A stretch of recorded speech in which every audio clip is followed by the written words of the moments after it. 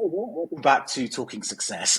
As you've been following us over the last 5 or 6 weeks, we've had a tremendous amount of support from a very well-known company called LexisNexis Risk Solutions. They're obviously part of the wider LexisNexis group. And I think it would be only fair to give them a bit of a chance to come on and talk a bit about their views, what they're seeing in the market when it comes to combating financial crime, when it comes to regulatory controls and compliance. So we have an expert in financial crime, combating financial crime, not an expert in doing financial crime, but an expert in combating financial crime. All the way from Paris this afternoon, we have Vincent Gaudel. And I hope I've done his surname justice.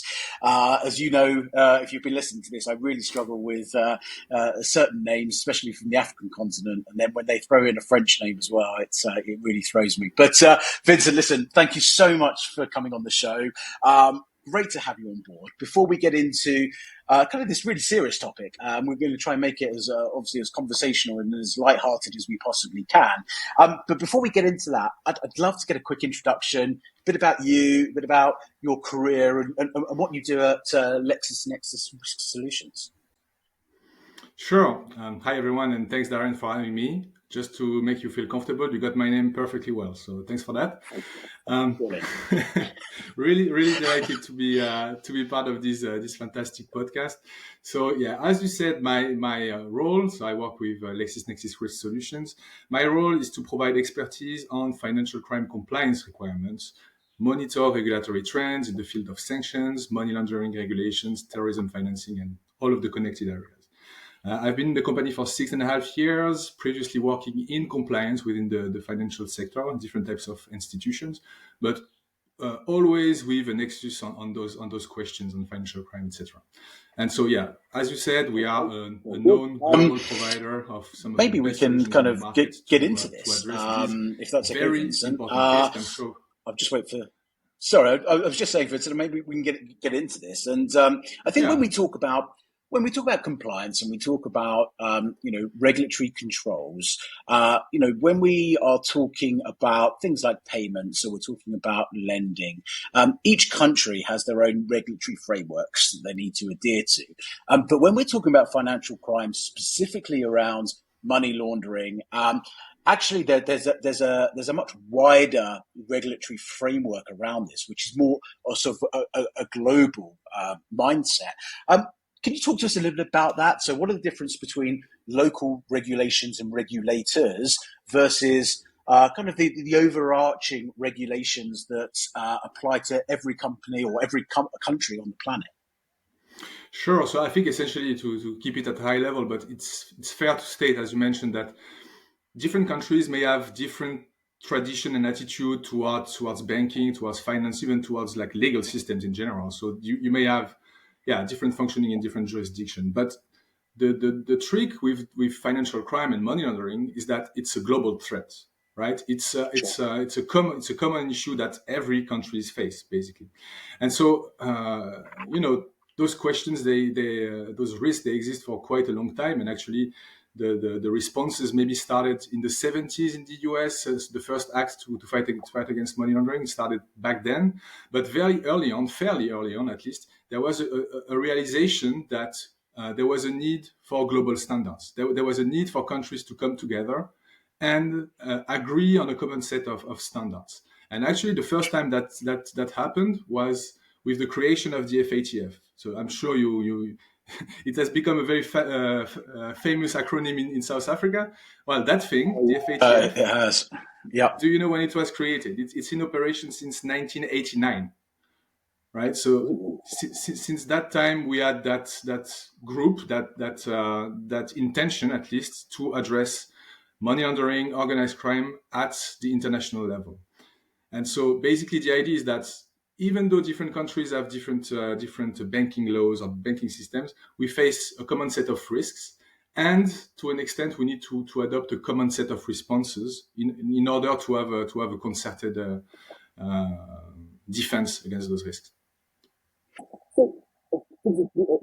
Without sort of be belittling anything, but does that make things a little easier for you guys at LexisNexis Risk Solutions, or for corporates generally? Because there is this kind of global standard. It's not left to an individual regulator in an individual country to then sort of form their own controls and policies around this. So is it an easier thing to tackle because it's a global framework?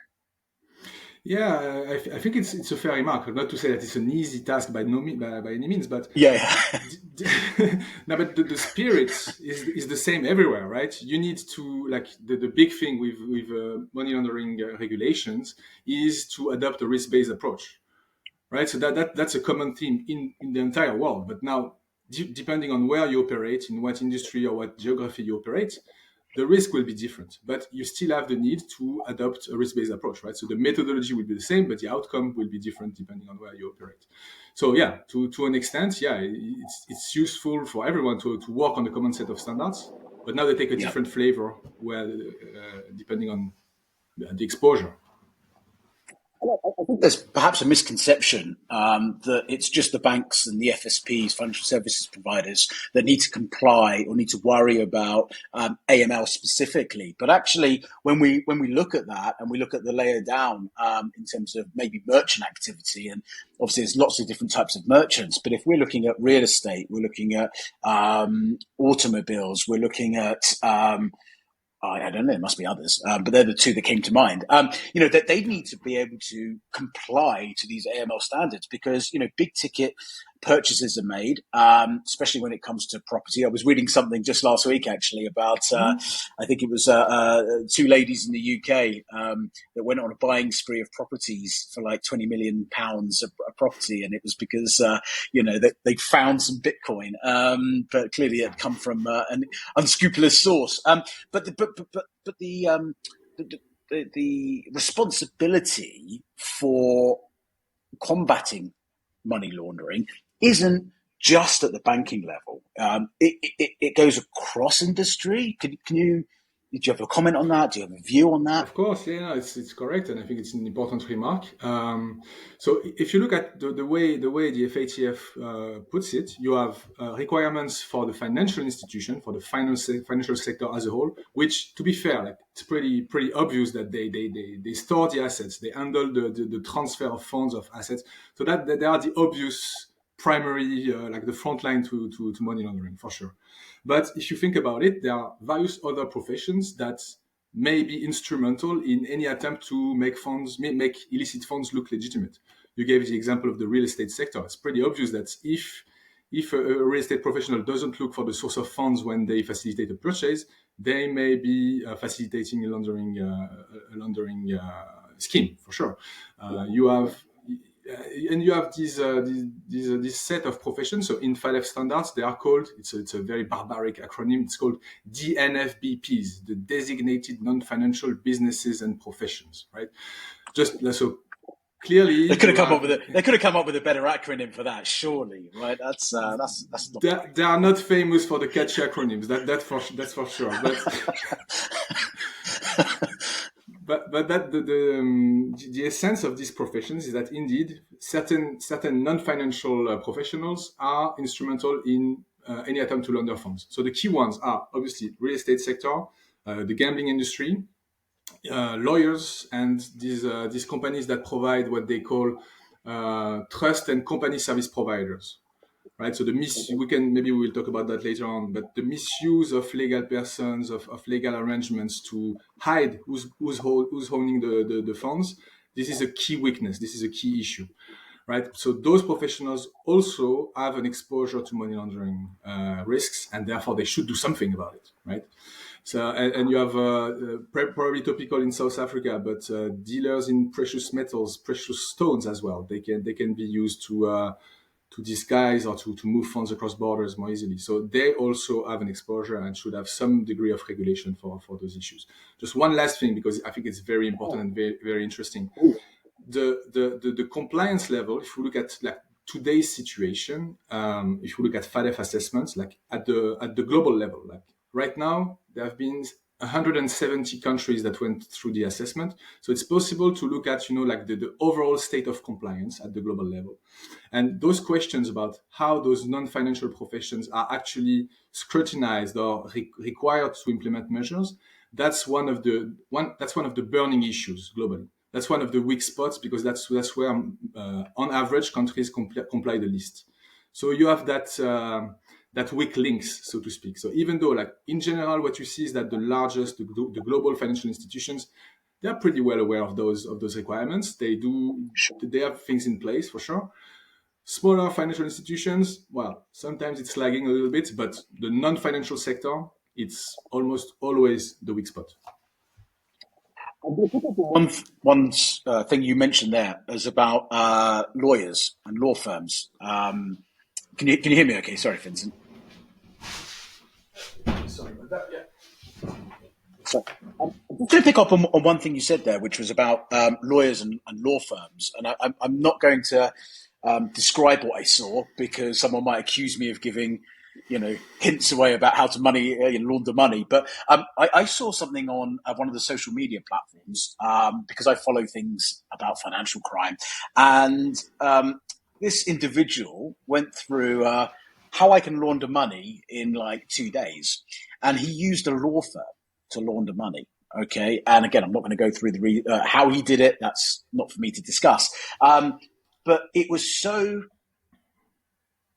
easy. I'm going to use that word. There was no checks and balances done. The law firm, as far as they were concerned, they were taking a retainer, quite a large retainer from a client, and they was going to pay their fees. A few days later, obviously the person in question went, actually, I'm not going to proceed with this. This case. Can you just deposit my money back into this account? And lo and behold, that was done. So I think people, underestimate the amount of money laundering that actually happens in the professional sector. Okay, you mentioned mining, you mentioned real estate, we mentioned the legal system, and that's one area. Now, obviously, there's a whole other part of the call it ecosystem, because I'm going to get shot for saying that. But there's a whole nother part of the world of where we live, which is all of this kind of dark web and illicit trading and drugs and arms and all of this side. Is that completely different? I mean, as a business, LexisNexis Risk Solutions, do you also get involved in sort of combating crime when it comes to that part of society, or are you mainly focused on sort of professional services and enterprise and corporates? We are mostly focused on the kind of I would say the legacy profession, but you're right to mention that there is these alternative financial systems. We're talking about crypto here and all of the underlying activities, maybe not at least part of it, but just we are also servicing crypto asset firms, right? So crypto exchanges, because at the end of the day, there needs to be an entry point and an exit point for in and out of that world, right? So before you can transact in bitcoins and buy some illegal drugs or you name it through the dark web, at some point you will need to get some dollars on a platform and change it into Bitcoin, and that's something that was clearly identified as an important getaway, right? So now in most jurisdictions, I don't know the exact requirements in South Africa, but you have this sense that companies providing crypto asset services, they need to apply customer due diligence. They need to ask about the source of funds. They need to monitor transactions. They need to do the same thing compared to what is required from a traditional financial institution. So there is a realization of that. I don't want to get into the complexities of cryptocurrency. That's one for another day. But I think that the general sort of idea around cryptocurrency at a fundamental level is to have it decentralized. Okay, and there's a whole group of people that are striving for decentralization of financial services. Okay, so I am custody of my own, custodian of my own money, and I do what I want with that, and it's mine, and da da da. Now, is there a point where people's privacy and regulation hits a point, and you go, actually, there's a line here? Because I know, looking at your profile, Vincent, you've done a lot of work in GDPR, you've done a lot of work in sort of policies and regulatory around data and sort of sovereignty of your data. Is there a line, or is there no line? Because actually, this is criminalized, and this is kind of, I don't know, something else. So I think it's a very interesting question.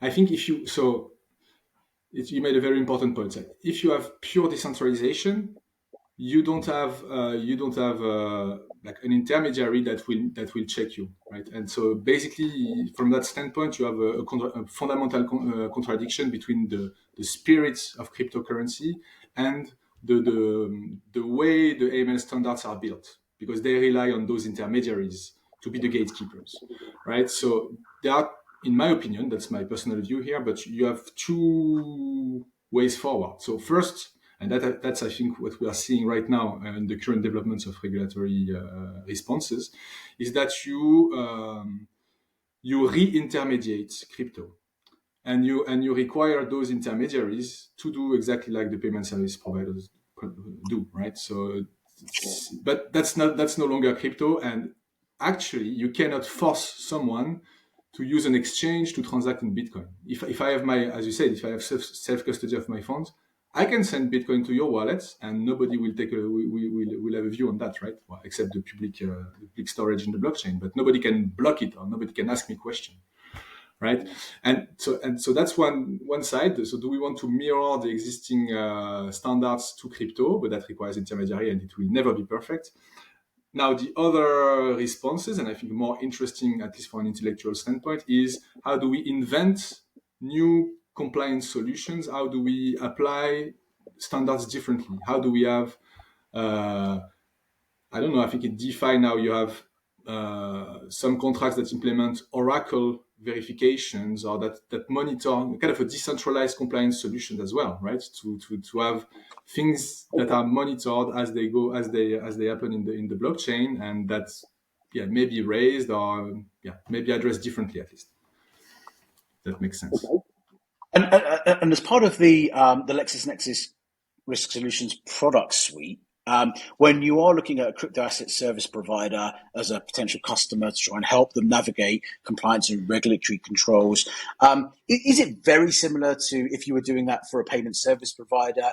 Is it almost the same solution, or does it have to be different because you're looking at various different sort of coins? There's going to be a lot more sort of international movement of funds. Is it very different? Is it similar? How does that work? It's both, actually. So you have the baseline. The baseline is identical. So doing a KYC, doing like a customer due diligence, asking the questions, this is no different. Like keeping an idea of your customers is something like so. So basically, a crypto firm can use the solutions that we have been providing to the legacy financial system for one piece of their requirements, right? To have good knowledge of their customer base, screen them against sanctions lists, PEP lists, you name it. But there is a set of capabilities that is specific to the crypto ecosystem, and that's really the blockchain monitoring controls. So it exists in the traditional financial sector, obviously, right? You have transaction monitoring tools, like spotting suspicious activities, suspicious transactions that don't correspond to what you know about your customers, like in a vacuum. That's what it is about.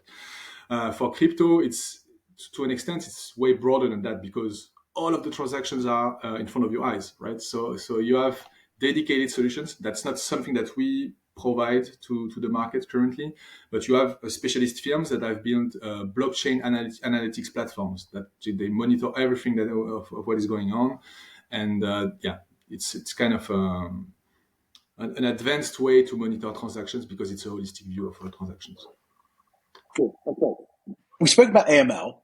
There are obviously other elements of financial crime that not only you as a business sort of offer in terms of solutions, but Can you talk through what they are? So most people would have heard of, money laundering and PEP screening and sanction lists and what have you. What are the other sort of areas within financial crime that are either pertinent now or are starting to become a bit more of a trend? Yeah, so there indeed, so maybe money laundering to some extent is like the common denominator, because one big thing that is growing bigger and bigger actually is obviously fraud.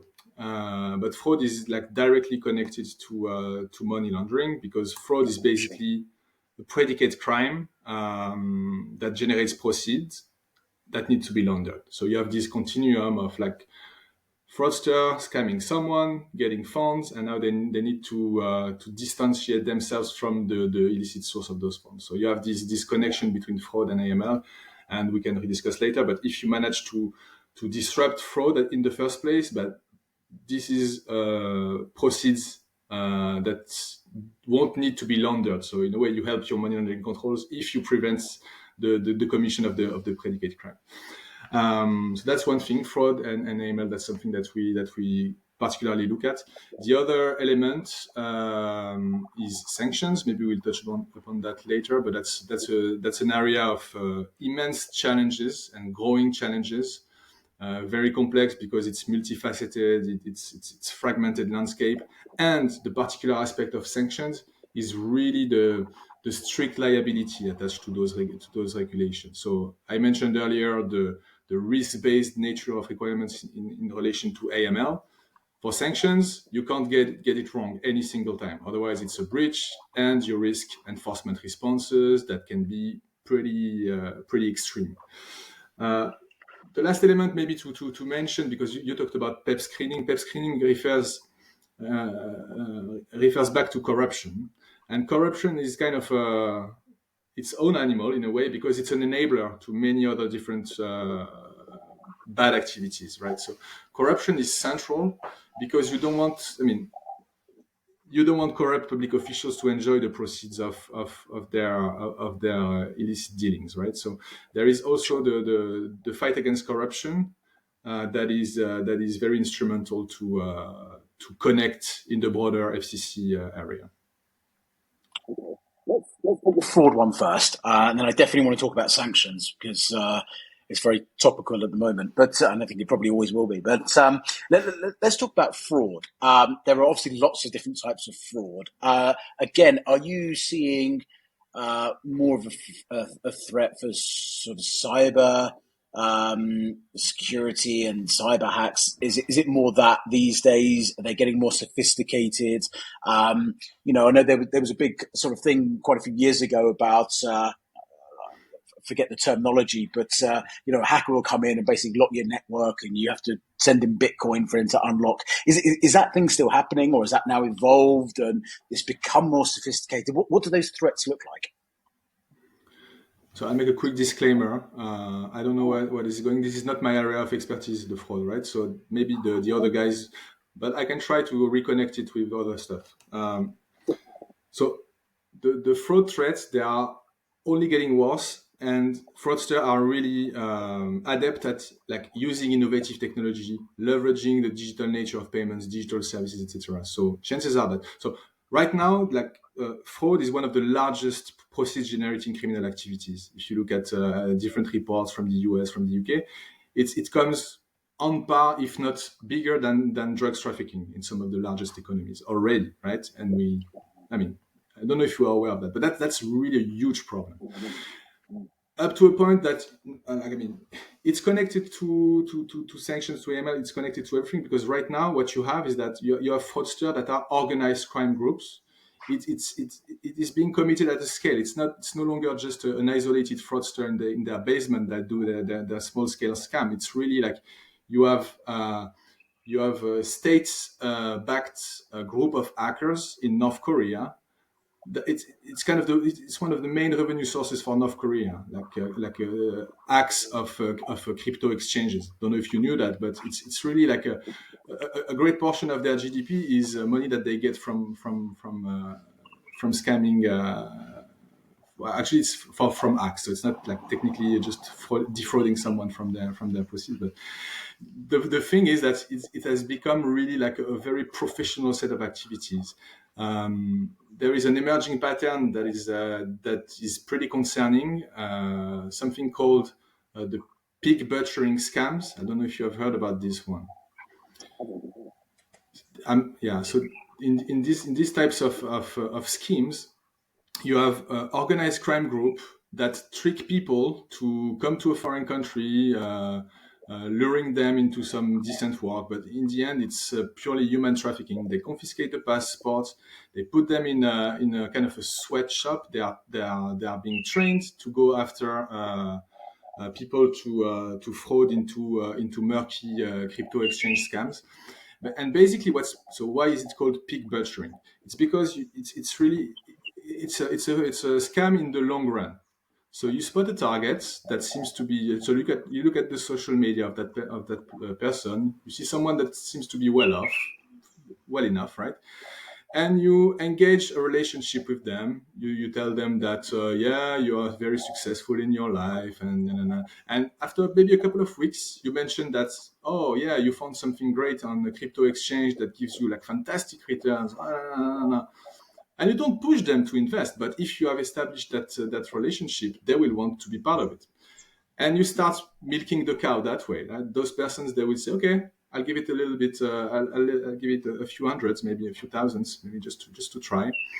And obviously, you see it's a fake site, so you see the returns going up, and then you can start putting pressure on the guys, and you can start really milking them, up to a point where the fraudster feel like, so it's not actually milking the code that they use. They say the pig is fat enough, and so if they feel like they have taken enough from you, they say, okay, ready to slaughter you, and they cut everything. They're gone. Your money's gone. Over.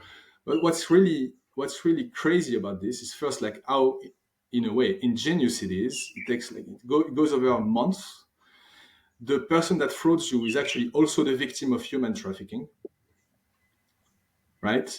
And so they have a pressure. They are being tortured if they are not successful to get a target, right? So it's really nuts. Up to a point that it is becoming such a threat that now I see sanctions program by OFAC or by the international regulators going after these organized crime groups.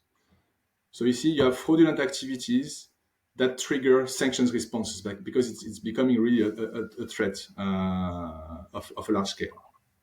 But anyway, that connects really all of the issues. Talk sanctions. Let's not mention any specific countries. So again, I don't want to be accused of anything. But a sanction is implemented on a particular country. Okay, for whatever reason. How do you then go about enforcing compliance to those sanctions or to that sanction? Because correct me if I'm wrong here, but sanctions have different levels. Okay, so some trade is allowed, some trade isn't allowed. You can do this, you can't do that.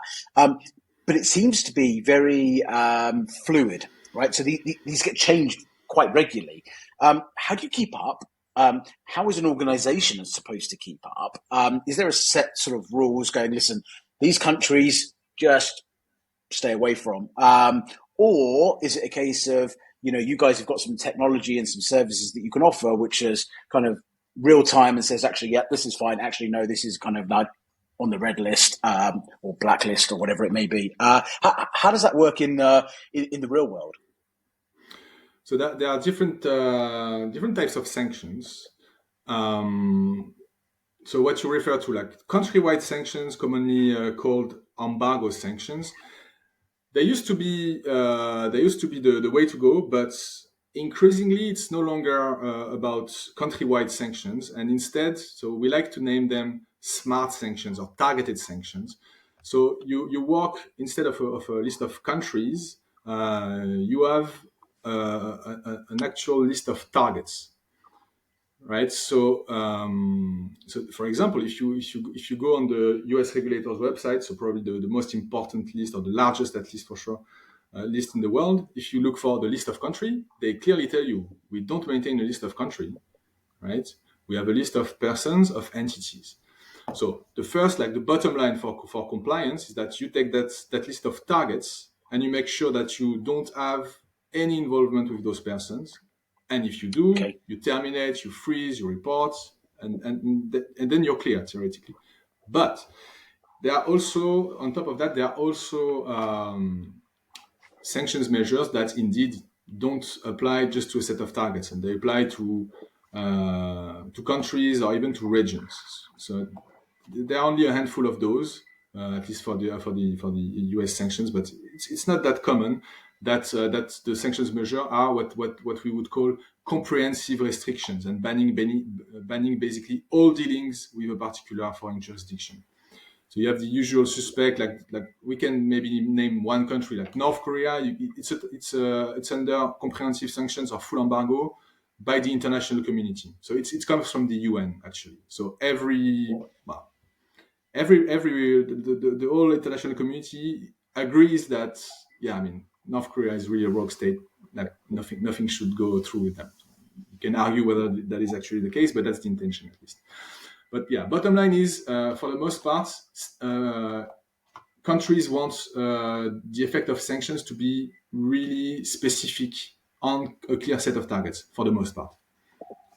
Does that answer your question? Because it does. I've got a follow-up question, if I may, and sorry if this is trivial, but so the US imposes a sanction on a country, on an entity or an individual. Okay, that person or that entity is sanctioned. I'm in South Africa, and South Africa doesn't have those sanctions against that individual or that company. Am I, as a South African, still allowed to trade with that organization as long as it's not using US dollars? Or is that quite murky? Does everyone just follow the US because, they're sort of setting the global policies? How does it work? How does it work?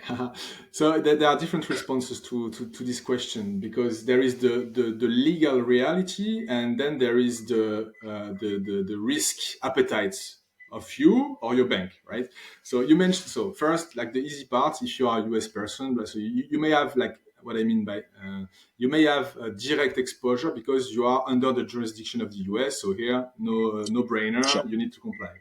Yeah. Now, the next step is there is a nexus with the US financial system, because it's US dollar, or because the data or whatever is supposed to transit through, or the service is supposed to transit through data center, or like any touch point with the US, really, digitally or materially, like any touch point. Sure.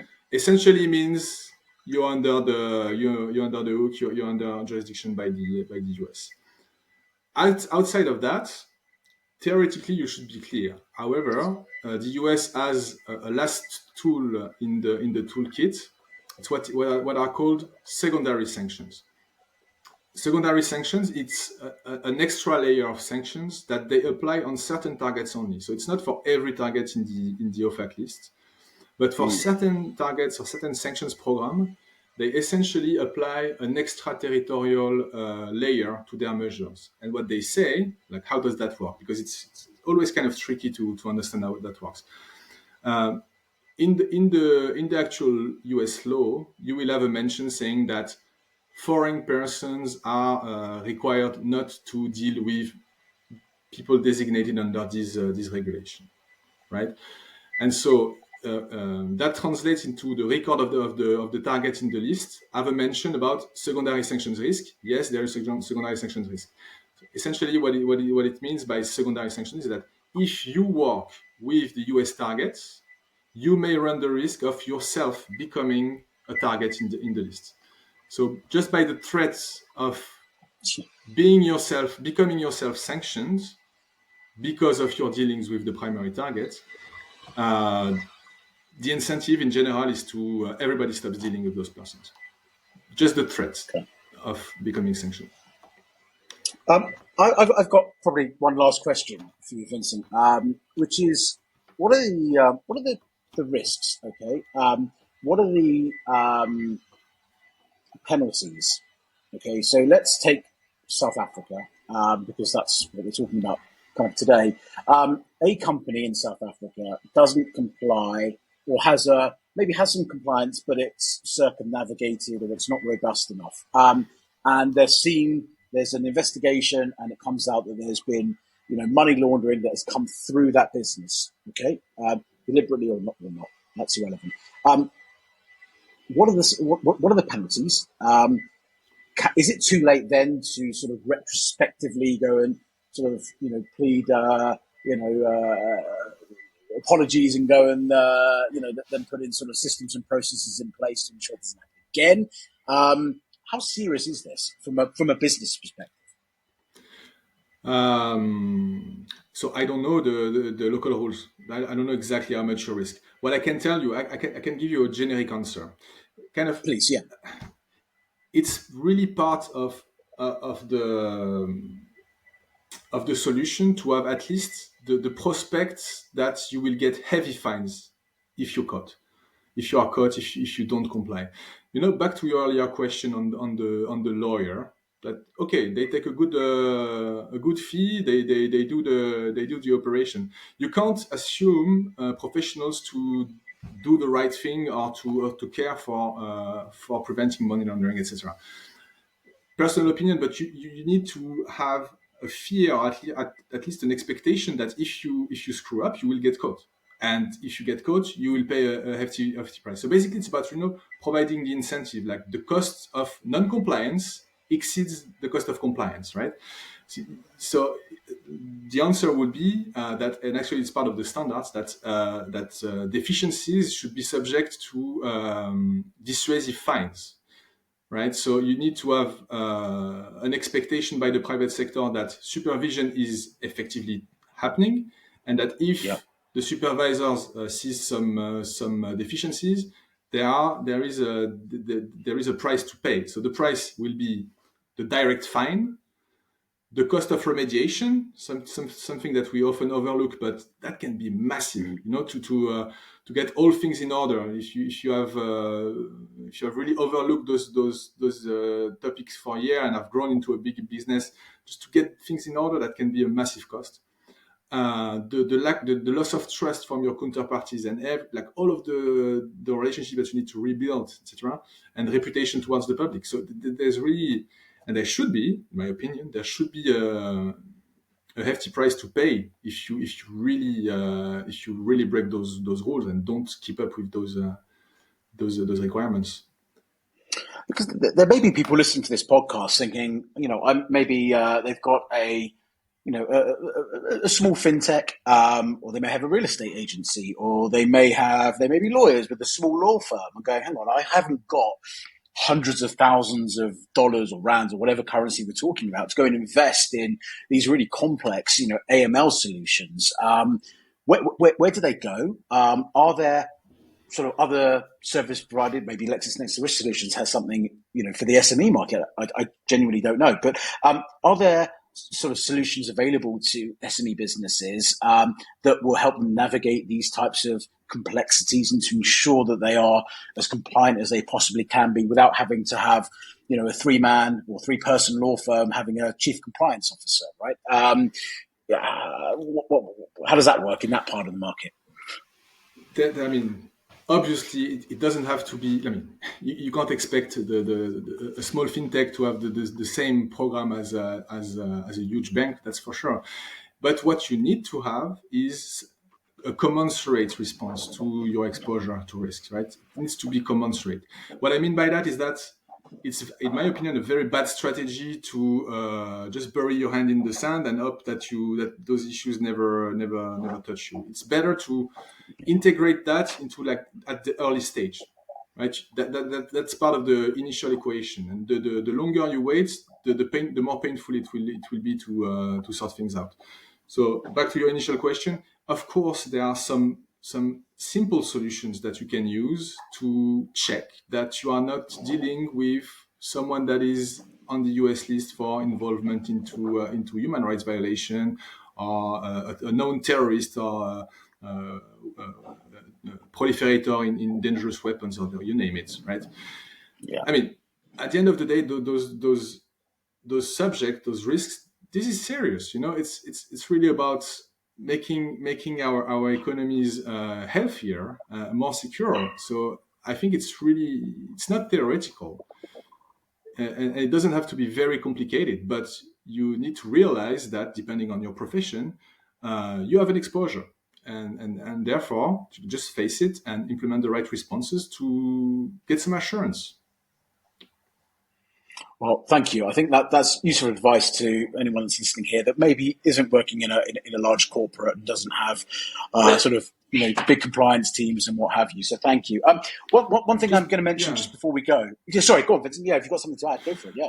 No, just to echo what you're saying, just a simple web lookup tool, right? You get something entering your office, gives you an ID, just to put that into one of our web lookup tools, just to be safe. Okay, probably it will be nothing, but the day that you find that this person is subject to an asset freeze, well, that may avoid a lot of trouble in the future. So yeah, definitely better be safe than sorry, as the saying goes, right?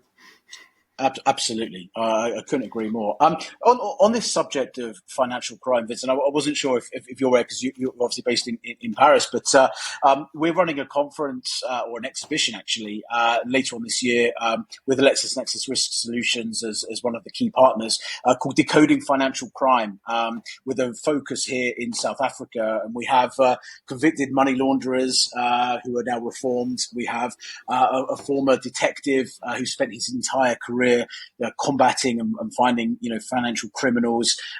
We have Chatham House rules. We have all of these very, very sort of different aspects of financial crime to really, I think, give our audience, who are going to be made up of the financial services providers and the regulators, an insight into actually how financial criminals think. As you said quite rightly very early on, this is not now just one individual sitting there with a dark cloak on, trying to defraud. This is big business, right? This can be state sponsored. There could be hundreds, if not thousands, of people working in these, sweatshops trying to defraud people. What does that look like? How do you combat that? There's obviously other aspects of financial crime that we haven't delved into today, but hopefully we'll get a chance to do so in the future.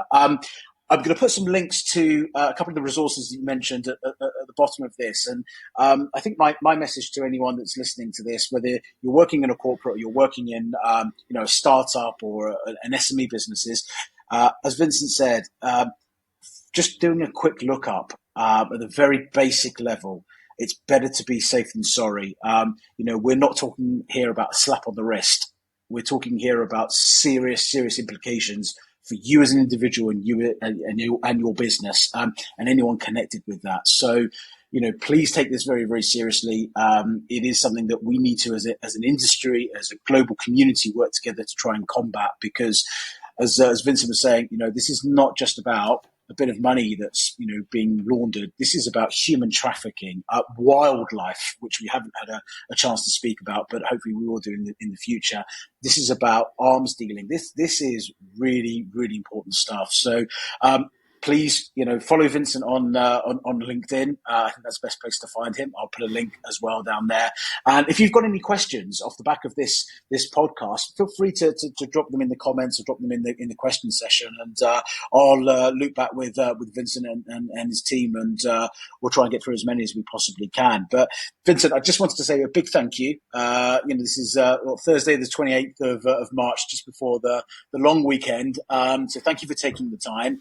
If you've got any sort of last comments, feel free to do so. If not, I'll go and let you enjoy your, I was going to say your baguette, but that's that's a bit cliche, isn't it? It is a bit, isn't it? Yeah. I do love baguette though, but okay. Me too. I